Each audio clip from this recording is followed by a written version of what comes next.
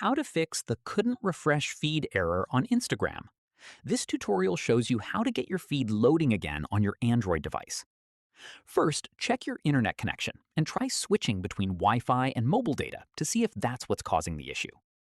After that, close Instagram completely by swiping it away from your recent apps. Then reopen it and try refreshing your feed. From there, go to your home screen, long press the Instagram icon, tap App Info, then head to Storage and tap Clear Cache. Right here, reopen Instagram and check if the feed is loading properly now. At this point, if the error is still there, go back to App Info, go ahead and tap Force Stop, then reopen the app.